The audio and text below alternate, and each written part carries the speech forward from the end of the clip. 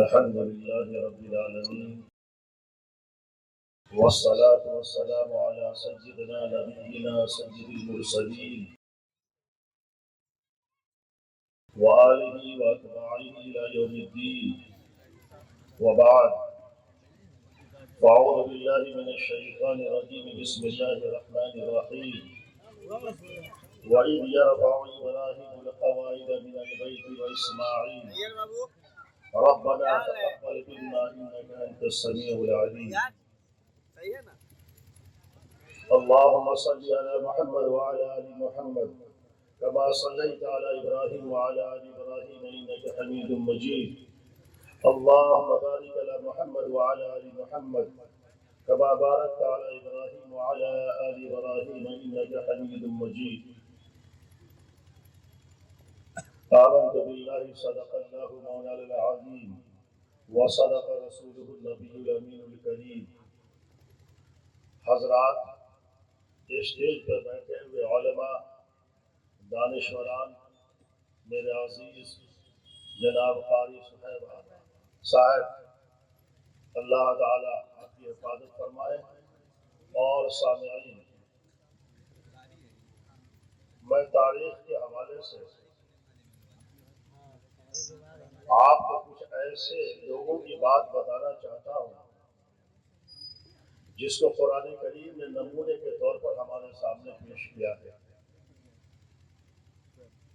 ہم کہہ سکتے ہیں دوسرے لفظوں میں اللہ نے چند برکت والے خاندان کا ذکر قرآن کریم میں کیا ہے۔ برکت والے خاندان آپ تمام میں سے ہر کوئی یہ جانتے ہیں اور ہر کوئی یہ چاہتا ہے کہ میری بھی فیملی اور میرا بھی خاندان برکت والا ہو جائے۔ برکت کی دعائیں ہم خوب مانگتے ہیں اللہ تعالیٰ سے، لیکن برکت کی دعا سے ہم کٹوری اور پیالہ میں مانگتے ہیں۔ جب کھانے لگتے ہیں دسترخوان پر تو ہم کہتے ہیں اللہ برکت دیجیے، بسم اللہ والا برکت۔ لیکن اسلام کی جو تعلیم ہے، اسلام مسلمانوں کو یہ کہتا ہے کہ اللہ سے پوری زندگی کے ہر عمل میں برکت کی دعا مانگو۔ آپ غور کیجئے کہ جب ہم نمازیں پڑھتے ہیں، نماز میں ہم درود ابراہیمی پڑھتے ہیں ضرور۔ علماء یہاں بیٹھے ہیں، پڑھتے ہیں اللہم بارک علی محمد وعلی آل محمد۔ اے اللہ میرے سرکار، میرے محبوب، میرے نبی، میرے رسول پیغمبر حضرت محمد علیہ السلام کو انہی برکتوں سے نوازی اور ان کی آل کو انہی برکتوں سے نوازی۔ خوب برکت دیجیے آپ کو اور آپ کی آل کو، جیسی برکت آپ نے دی اپنے خلیل حضرت ابراہیم علیہ السلام کو اور ان کی آل کو۔ یہ ہے برکت کی دعا۔ سوال آپ سے یہ میرے بھائی کہ ہر نماز میں آپ اللہ سے کہتے ہیں کہ اللہ میرے نبی اور میرے نبی کی آل پر برکتیں نازل فرمائیے جیسی برکت آپ نے نازل فرمائی حضرت ابراہیم علیہ السلام پر۔ وہ برکتیں کیا تھی میرے بھائی؟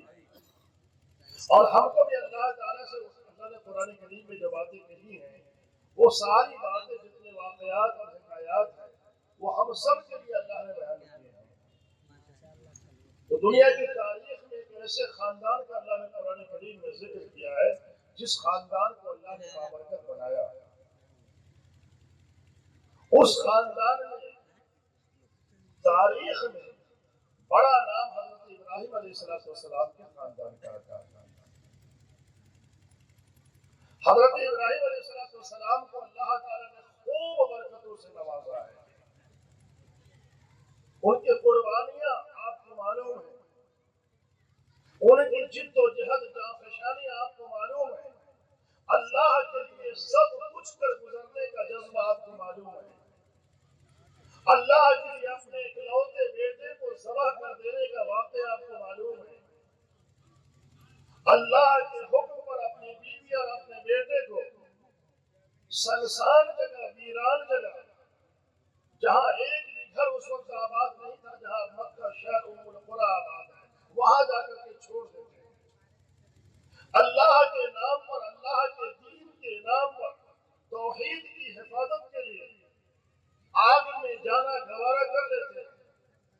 ان سارے مسائل مشکلات میں وہ کامیاب اترتے ہیں، پھر اللہ ان کو برکتوں سے نوازتا ہے۔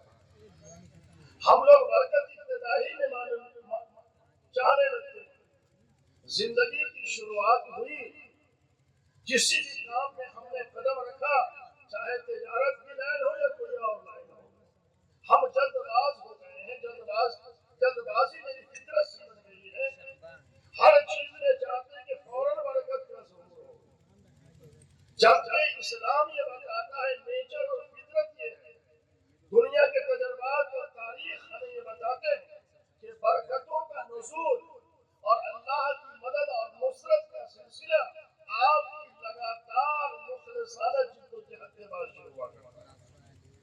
آپ جب قربانیاں دیتے ہیں، جب آپ وقت لگاتے ہیں، ٹائم دیتے ہیں، محنت کرتے ہیں اور لگاتار محنت کرتے ہیں، پھر اللہ کی نصرت شامل حال ہوتی ہے، چاہے زندگی کے کسی میدان میں ہو۔ اچانک کوئی انسان کسی مقام تک نہیں پہنچ جاتا، اگرچہ اللہ اس پر قادر ہے اور اللہ ایسی چیزوں کو کبھی کبھی ظاہر کرتا رہتا ہے، لیکن اللہ کا نظام یہ ہے کہ لگاتار آپ کو محنت کرنی ہوگی۔ بارہ حضرت ابراہیم علیہ السلام کی قربانیوں کے تذکرے کا وقت ابھی نہیں ہے، لیکن اللہ نے اس خاندان کو بابرکت بنایا۔ کیسی برکت اللہ نے دی، کیسی برکت اللہ نے دی؟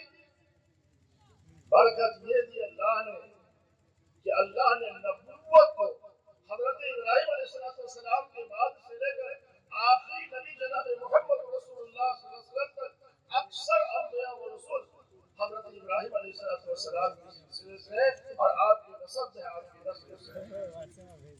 حضرت اسحاق علیہ السلام سے ادھر سلسلہ شروع ہوا اور حضرت اسماعیل علیہ السلام سے جو سلسلہ شروع ہوا وہ آقا مدنی جناب محمد رسول اللہ صلی اللہ علیہ وسلم تک پہنچ پائے۔ ہمارے نبی علیہ السلام کا سلسلہ نسب حضرت اسماعیل علیہ السلام کے واسطے سے حضرت ابراہیم علیہ السلام تک پہنچتا ہے۔ تو اللہ جب کسی سے راضی ہوتا ہے، اللہ جب کسی سے خوش ہوتا ہے، اللہ تعالیٰ جب کسی کو برکتوں سے نوازنا چاہتا ہے، تو اللہ اس کی نسلوں میں قیادت کو، سیادت کو اور لوگوں کی رہبری کو حوالے کر دیتا ہے۔ اللہ تعالیٰ اسے نوازتا ہے اور بڑا بنا دیتا ہے، قوم کا مرکز اور مرجع بنا دیتا ہے، انسانیت اس کی طرف رجوع کرنے لگتی ہے، اللہ اس کی نسلوں میں جب برکتیں دیتے ہیں۔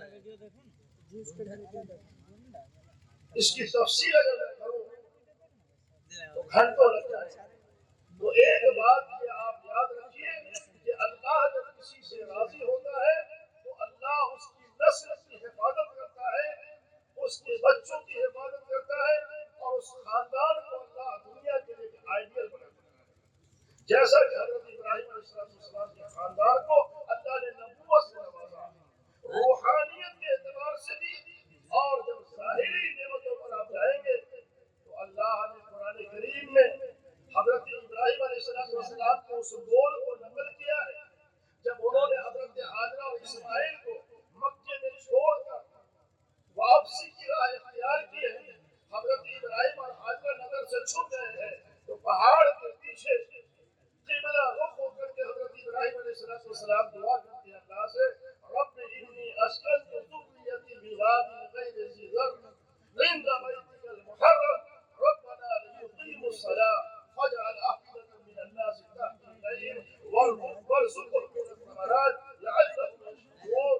اے اللہ، میں نے اپنے آل کو، میں نے اپنی بیوی اور بچے کو ایسی جگہ ٹھہرا دیا ہے جہاں زندگی کی سہولت کا کوئی سامان نہیں ہے، لیکن پروردگار ان کا سہارا میرا گھر ہے، تیرے گھر کعبہ کی میں نے اسے بسا دیا ہے۔ کیوں؟ لیقیموا الصلاۃ، تاکہ میرے بچے نماز کو قائم کرنے والے بنے۔ یہ تو میرے بچے کریں گے انشاءاللہ، نماز قائم کریں گے۔ اور اللہ تجھ سے میری دعا یہ ہے، التجا یہ ہے کہ اللہ لوگوں کے دلوں کو اس طرف متوجہ کر دیجیے، یہ دنیا کھینچی ہوئی اس طرف چلی آئے، روزی کا کوئی سامان نہیں ہے، مگر پروردگار ان کو پھلوں کی روزی دیجیے۔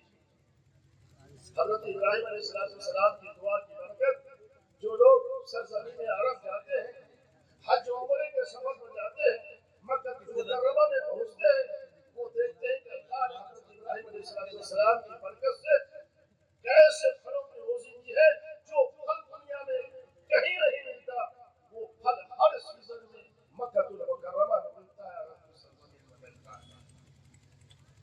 یہ ایک واقعہ اپنے ذہن میں رکھیں۔ پھر میں اگلی بات آپ سے کروں گا۔ دوسرا واقعہ اللہ تبارک و تعالیٰ نے قرآن کریم ہی میں بیان کیا ہے۔ حضرت موسیٰ علیہ السلام کے واقعے کو جہاں اللہ نے تفصیل سے بیان کیا ہے۔ آپ حضرات علماء یہ جانتے ہیں کہ حضرت موسیٰ علیہ السلام سفر کر رہے تھے۔ دوران سفر حضرت موسیٰ علیہ السلام ایک ایسی بستی سے گزرے جہاں پہنچ کر آپ کو بھوک کی شدت محسوس ہوئی۔ بہت بھوک لگ رہی تھی، لمبے سفر سے گزر رہے تھے، بھوک لگی آپ کو۔ آپ نے گاؤں والوں سے اپنے بھوک کا اظہار کیا، لیکن گاؤں والوں کی طرف سے کھانے کا نظم نہیں کیا گیا۔ حضرت موسیٰ علیہ السلام بھوکے اس بستی سے باہر نکل رہے ہیں۔ گاؤں کے کنارے جب پہنچتے ہیں تو دیکھا کہ ویران سا مکان ہے، اس کی دیواریں لٹک رہی ہیں، اب گری دیوار تب گری دیوار۔ حضرت موسیٰ علیہ السلام کو اللہ تعالیٰ نے غیبی قوتوں سے نوازا تھا، اللہ کے رسول تھے۔ حضرت موسیٰ علیہ السلام نے اپنی پیٹھ لگائی دیوار میں اور اس گرتی ہوئی لٹکتی ہوئی دیوار کو سیدھا کر دیا۔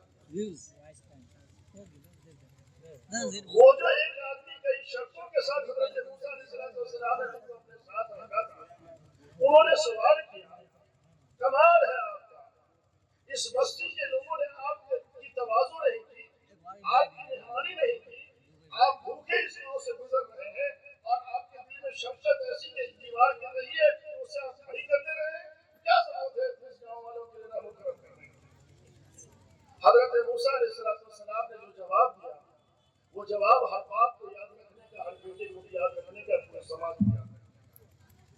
حضرت موسیٰ علیہ السلام نے جواب دیا، ٹھیک ہے گاؤں والوں نے مجھے کھانا نہیں کھلایا، میری ضیافت نہیں کی، میرا احترام نہیں کیا، لیکن میں نے جس گرتے ہوئے گھر کی دیوار کو سیدھا کیا ہے اس کی تاریخ ہے، اور تاریخ یہ ہے، کان ابوہما صالحا، یہ دو یتیم بچوں کا گھر ہے، اس کے باپ نیک تھے، یہ خزانوں سے بھرا ہوا گھر ہے، اگر اس کی دیوار گری تو لوگ لوٹ لیں گے خزانے کو، اس کے باپ کے نیکی کی وجہ سے ہم نے چاہا کہ دیوار کو سیدھی کر دیں۔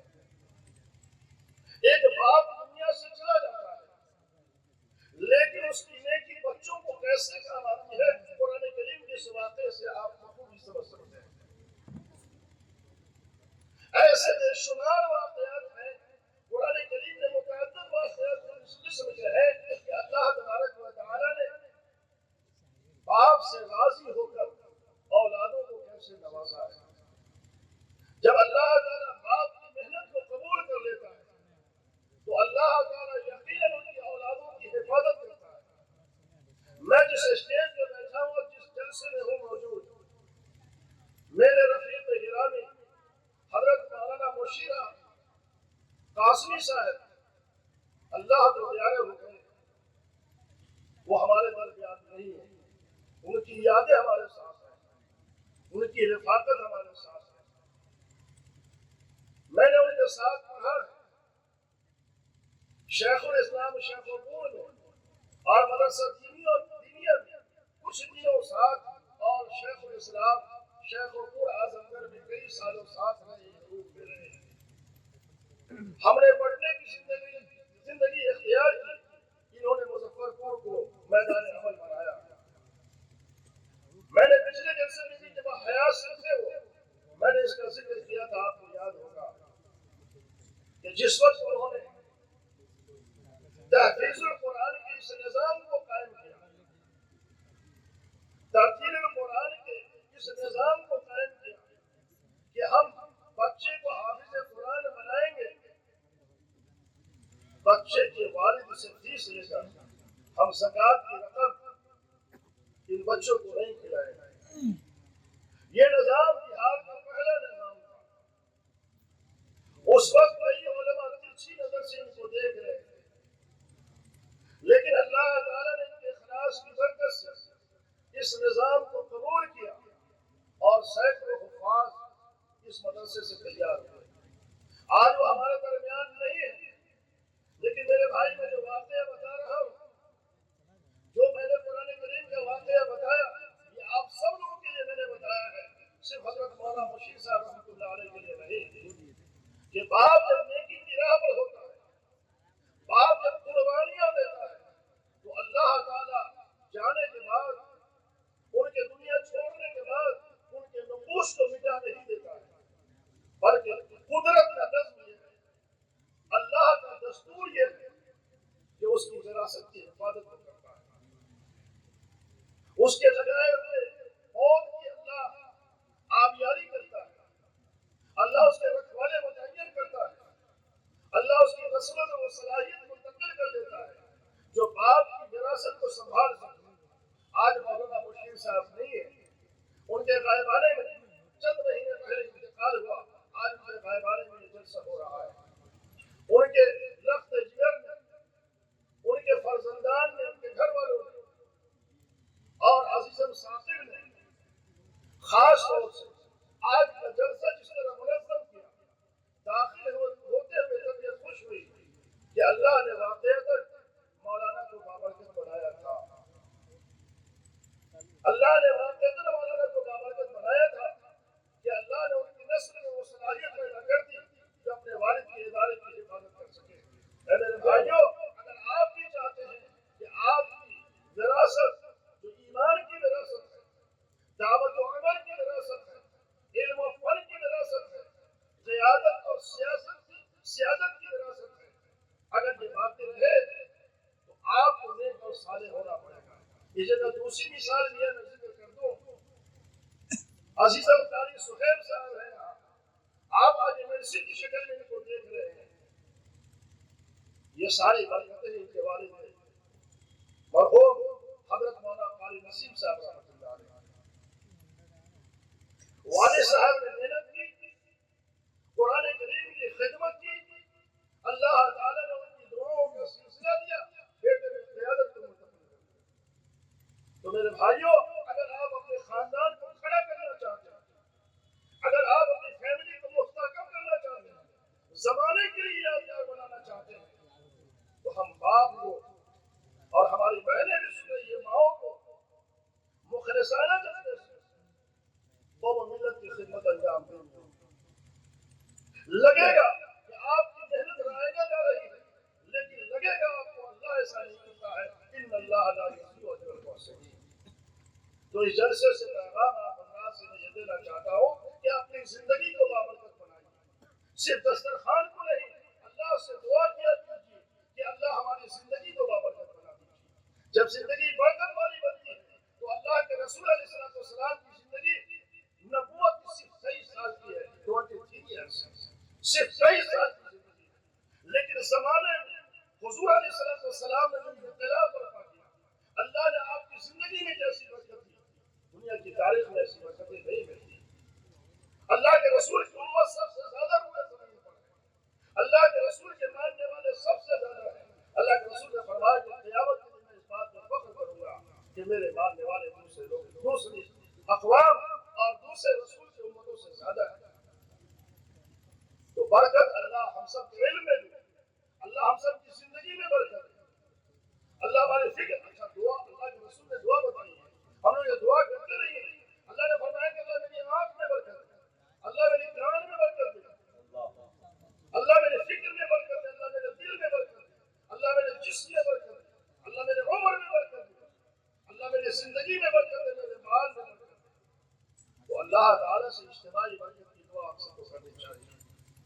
میں آپ تمام لوگوں سے گزارش کرتا ہوں کہ میرے رفیق حضرت مولانا مشیر عالم صاحب رحمۃ اللہ مرکزور نے جس ادارے کو آپ کے حوالے کیا ہے، آپ سب مل کر اس کو مستحکم کیجیے، اسے مضبوط کیجیے.